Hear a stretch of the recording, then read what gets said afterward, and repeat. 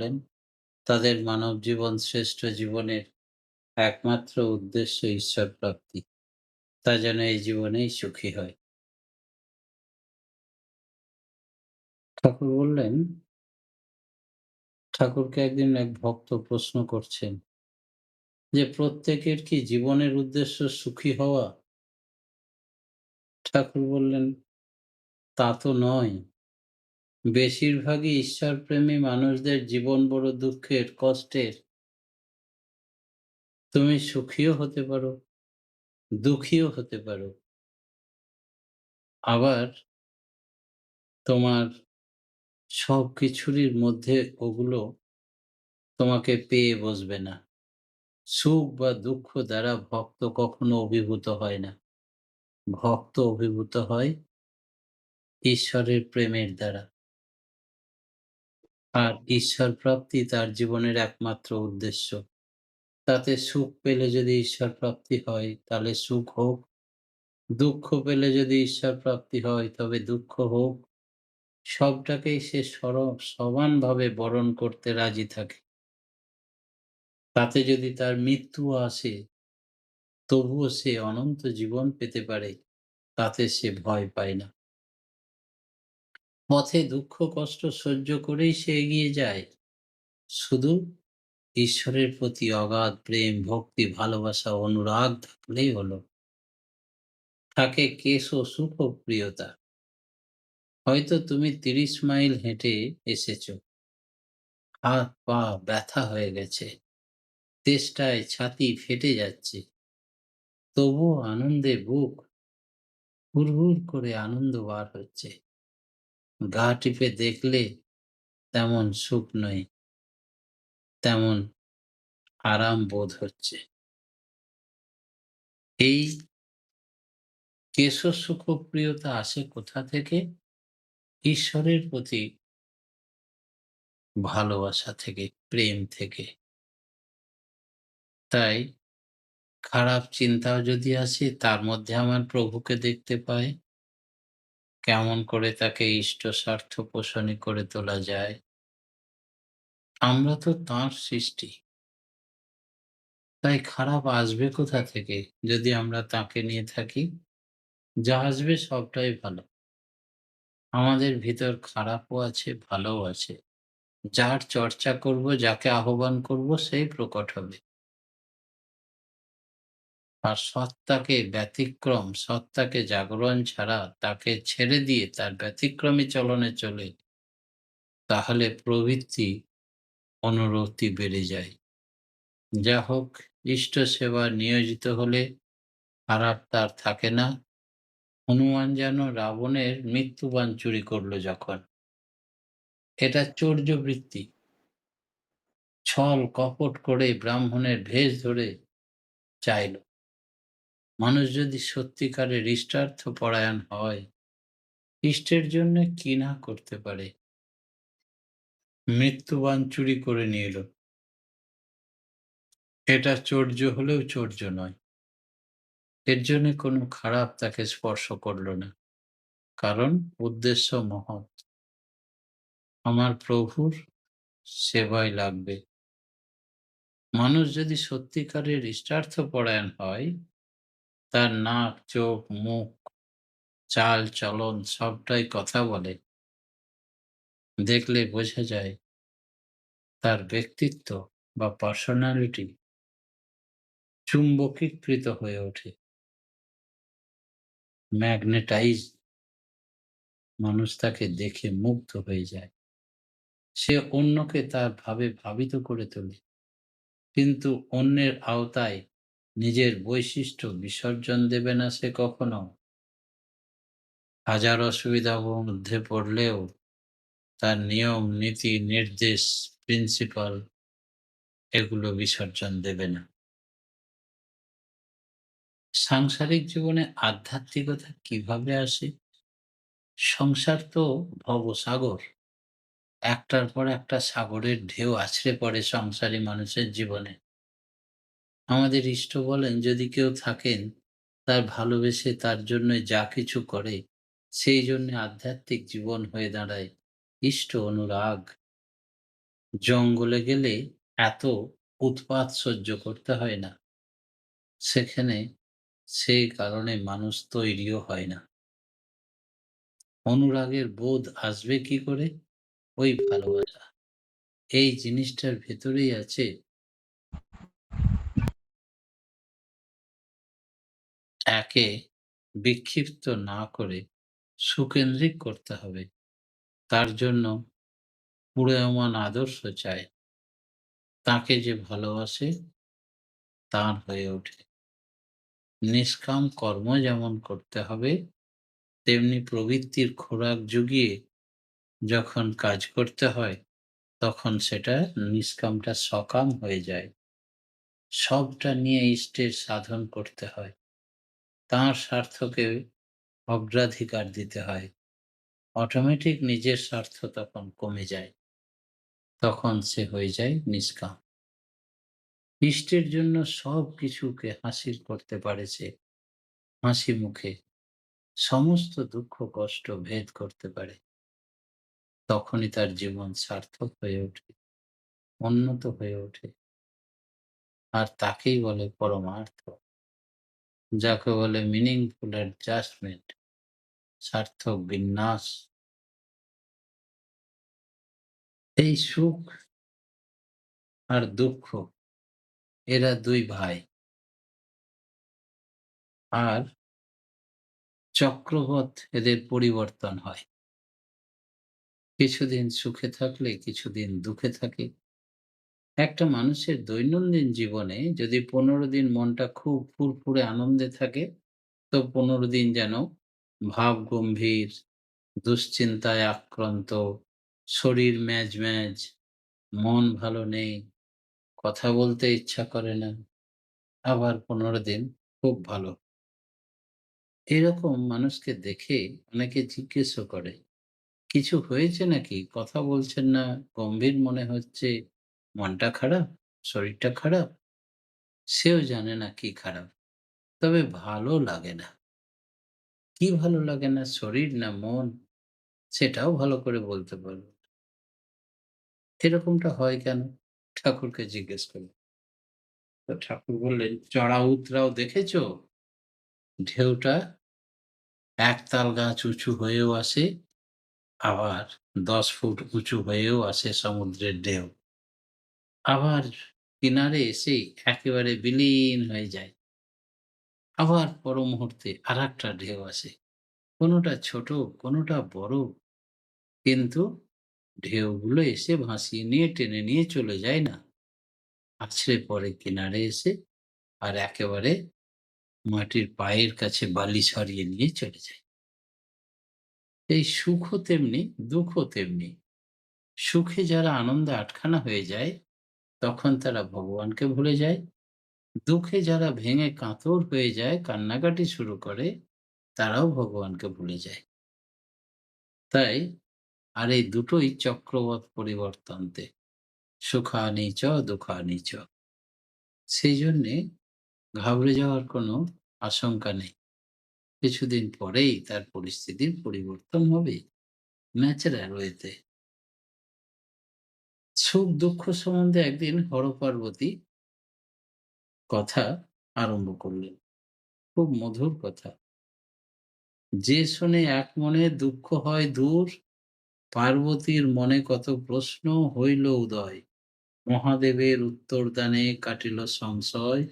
পার্বতী কহিলেন, প্রভু সুখ কি দুঃখ কি বুঝিতে না পারি, কৃপা করে বুঝিয়ে দাও তব পদ হরি। সুখের সন্ধানে মানুষ খাটে দিবারাত্রি, সুখ কোথায় আছে ভবে, দুঃখ বিপদ মাত্র। মহাদেব কহিলেন, সুখ দুঃখ মনের ভাব, মনের এক অবস্থান। সুখ দুঃখ আসে মনে, মনেতে এর অধিষ্ঠান। সুখের সন্ধানে মনে আসে ইন্দ্রিয় পরিতৃপ্তি, বিমল আনন্দ আসে না মনে, থাকে না ঈশ্বর ভক্তি। সুখ থাকে না চিরকাল, অল্পক্ষণ স্থায়ী, আকাশে বিজলি রেখা যেমন অস্থায়ী। মনের মধ্যেই সুখ দুঃখ, মনেই এর বাসা, মনের মধ্যেই দাগ কাটে, মনেই যাওয়া আসা। মন যার ঈশ্বরে ব্যাকুল, সুখ থাকে চিরদিন। সুখের লাগি কর্ম করা, এ কর্ম অতিহীন। কর্ম যদি না ইষ্ট সেবায়, মন তখন ঠিক হবে। সুখ তখন বোঝা যাবে, দুঃখ রবে না ভবে। সুখ মানে আরামে থাকা, নিশ্চেষ্ট কর্মহীন হয়। কর্ম করেও আসক্তি শূন্য, মন মহানন্দময়। ইন্দ্রিয় তৃপ্তিতে যে সুখ, সেই সুখী ক্ষণিক, সেই সুখী পরমাণবিক।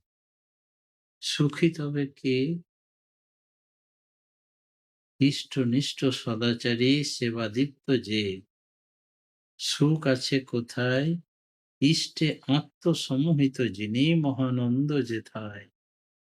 পার্বতী বললেন, সুখ কি বোঝা গেল, দুঃখ কি বুঝতে পারি না প্রভু? কৃপা করে দাও বুঝিয়ে, ওগো দীন দয়াময় হরি। এবার ভগবান মহাদেব বললেন, দুঃখ বলে কিছু পৃথিবীতে নাই।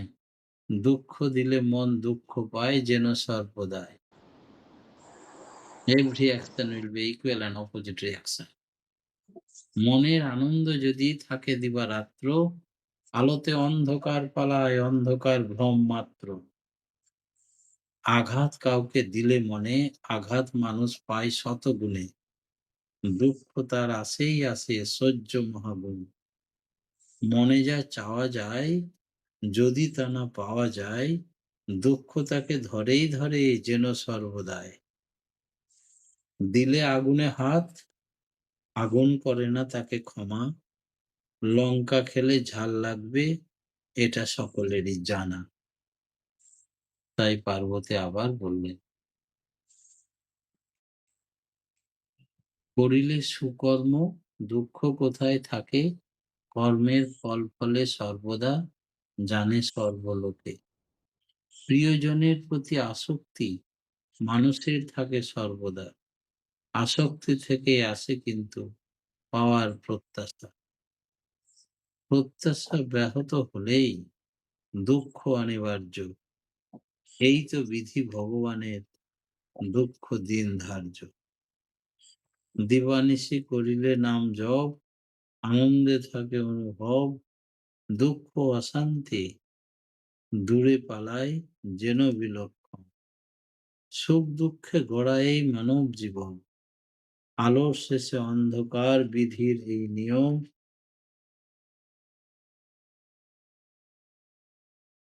সুখ দুঃখ থেকেই হয় পাপ পুণ্যের আগমন। পার্বতী বললেন, কি বলিব আর? দেবতারা সদা গুণ গায়, মনুষ্য তো ছাড়। কৈলাসের শোভা ছিল অতি মনোহর। স্বর্গ সরোবরে স্বর্ণ কমল, পাখির কলরব। মৃগগণে ছুটাছুটি করে মহা আনন্দে। ময়ূর সেথায় নাচে সদাই, সকাল দুপুর সন্ধে। ঋষিগণের তপস্যার ক্ষেত্রে দেবতাদের বেদ গান।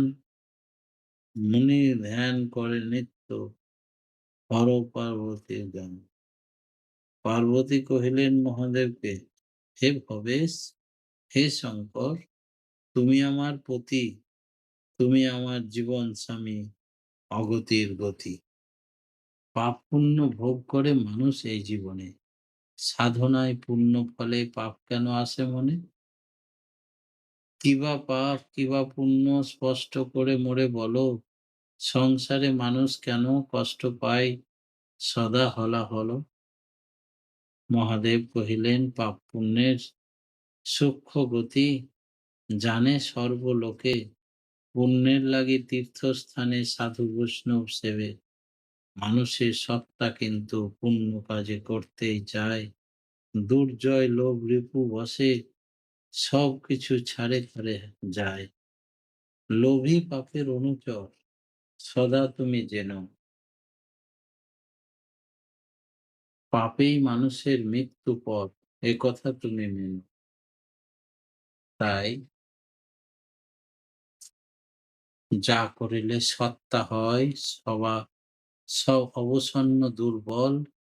ভীত ভয় আনন্দ মনে ভাঙে মনোবল। মনোবল ভাঙে যখন সত্তা হয় হীন, পাপ যেথায় ঘটেই ঢোকেই ঢোকে শরীর হয় ক্ষীণ। পালন থেকেই পতিত হলে তারে বলে পাপ, বিনা সাধনায় তাই রাখা যায় না তাপ। দয়া থেকেই আসে ত্যাগ, সেই তো পুণ্য পথ, ত্যাগে মানুষ শান্তি পায় চলার জীবন রথ। পিতামাতা গুরু সেবা বড় পুণ্য কাজ, স্ত্রীর স্বামী সেবা সেই তো সতীর সাজ। ত্যাগের মতো পুণ্যব্রত পৃথিবীতে নাই, ত্যাগে মানুষ শক্তিমান সেবাব্রত তাই।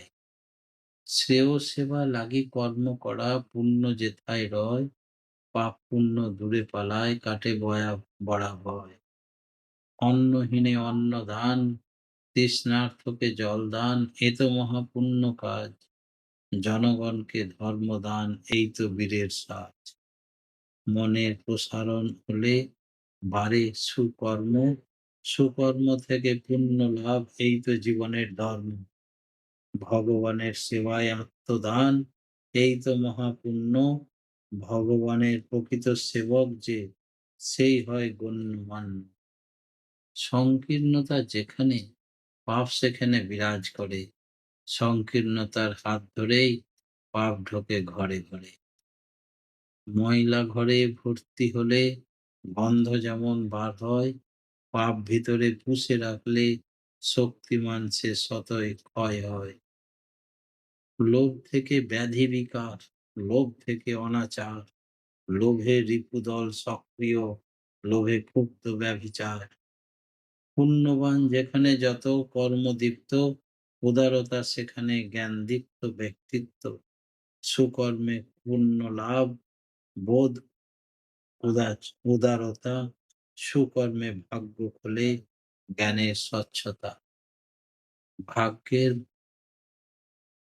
কপাট খুলে যখন সুকর্মে অবাধ হয় যখন, সুকর্মে মন অজ্ঞান হতাশ, বিধি বাম হবে তখন। ত্যাগ উদারতা ঈশ্বর প্রেম এগুলি পুণ্যের লক্ষণ। নীচতা সংকীর্ণতা লোভ বিকার চরিত্রের পতন। ত্যাগী পুণ্যবানকে ভালোবাসে সবাই, পাপী অধমের প্রতি প্রেম আছে কার। নবরূপ নারায়ণ সবাইকে ভালোবাসেন, পতিত পাবন হয়েছে নাম তার। লোভের বস্তু সম্মুখে রেখে যে ত্যাগ, সেই যদি প্রকৃত ত্যাগ হয়, এই ত্যাগ যে করতে পারে মহাত্মা মহাপুরুষ জানিও নিশ্চয়। মান যশ পাবার আশায় উদারতায় যে যত আগুয়ান, লোভে সেখানে তত বেশি সত্তা স্বচ্ছতা তত ক্ষীয়মান। পরম প্রেমময় পরম দয়াল শ্রী শ্রী ঠাকুর বললেন, মানুষ প্রকৃত ভোগের অধিকারী হয় কখন? যখন জন্ম থেকেই অনুরাগ নিয়ে আমরা জন্মাই। পিতামাতার সম্মিলনী আবেগের দরুন শরীর মন পুষ্ট হয়, তাকেই বলে অনুরাগ। সেইটি প্রবৃত্তির পথে চালিয়ে আমরা ক্ষিণ্ণ করে ফেলি। যখন ওই নিয়ে ইষ্টার্থপরায়ণ হই, তখন ভালো মন্দের নবীন ধারার বিন্যাস হয়। অন্তরের ওই প্রেরণায় আমরা যখন আত্মজিৎ হই, জিতেন্দ্রিয় হই, লোকজিৎ হই, যাজনচৈত্র হই, তখন আমরা সত্যানুকূলের পথে চলতে শিখি। ব্যবহার করতে জানি, তাই লোকে মুগ্ধ হয়। মানুষ বাঁচার জন্য বাড়ার জন্য সবকিছু করে, এরই নাম ভোগ করা। ৫ সের রসগোল্লা খেলে পেট খারাপ হয়, সেটা হলো দুর্ভোগ। কিন্তু ৫টা রসগোল্লা খেলে শরীর পুষ্ট হয়, এটা হচ্ছে ভোগ। হজম করতে পারলে সেটা হচ্ছে সত্তাপোষণী ভোগ। মানুষ যত ইষ্টানুগ চলনে চলবে, ততই প্রকৃত ভোগের অধিকারী হবে। অসুখে বিসুখে ভগবানকে ডাকলে কখন ফল হয় কখন হয় না, ডাকে মানে যদি সুকেন্দ্রিক হয়ে চলে তাকেই ভগবান ডাকা বলে। তবে তার ভিতর দিয়ে প্রাণ শক্তি উন্নত হয়ে ওঠে, ওতেই আরোগ্য শক্তি বেড়ে যায়, তাতেই তাড়াতাড়ি সেরেও ওঠে। অনেকে আছে আরোগ্য শক্তি বেড়ে যায়, তাতে সেরে ওঠে, তবুও সুকেন্দ্রিক হয় না, আস্থার সৃষ্টি হয় না তাদের ভিতর, তাদের সে ডাকে কাজ হয় না। মূলত হচ্ছে ঈশ্বরের প্রতি অগাধ প্রেম, ভক্তি, ভালোবাসা, অনুরাগ, নিষ্ঠা সহ নাম পুরায় মনস্কাম, যা চাস তাই পাবি। যোগভ্রষ্ট কাকে বলে? যোগভ্রষ্ট হয় কেন মানুষ? মানুষ যোগভ্রষ্ট হয় প্রবৃত্তির কারণে। কিন্তু যোগভ্রষ্ট হলেও মাথায় একটা ছাপ থেকে যায় যোগীর। কষ্টের সময় সেটা আরো বেশি করে মনে পড়ে। জাগ্রত হয়ে যায় তখনই বিবেক। অনুকূল পোষণ পেলে আবার সেই ইষ্টের হয়ে ওঠে, ইষ্টানুরাগ বেড়ে যায়। ধ্যানে কখন ইষ্টমূর্তি দর্শন হয়? ইষ্টমূর্তি দর্শন সহজে হয় না। অন্য কত কি আসে, কিন্তু ওই জিনিস আসতে চায় না। ওটা আসতে গেলে বৃত্তি প্রবৃত্তি সমস্ত মনটাকে ইষ্ট স্বার্থ পরায়ণ করে তুলতে হবে। তারপর বিশ্লেষণাত্মক এবং সংশ্লেষণাত্মক ভাবে তাকে বোধ করতে হবে প্রত্যেক মুহূর্তে। আর এই বোধই ফুটে ওঠে ওই সঙ্গত মূর্তিতে। এই সহজ কথা নয়। প্রবল অনুরাগ ছাড়া সম্ভব নয়। আলোচনা প্রসঙ্গের ২০ খণ্ডে একথা ঠাকুর বলছেন। পরম প্রেমময় পরম দয়াল শ্রী শ্রী ঠাকুরের রাঙারাতুল চরণে অমৃত পথযাত্রী দাদা ও মায়েরা এই জীবনে ঈশ্বর প্রাপ্তি হোক, এই কাতর প্রার্থনা জানিয়ে আমার ক্ষুদ্র বক্তব্য এখানেই শেষ করলাম। জয়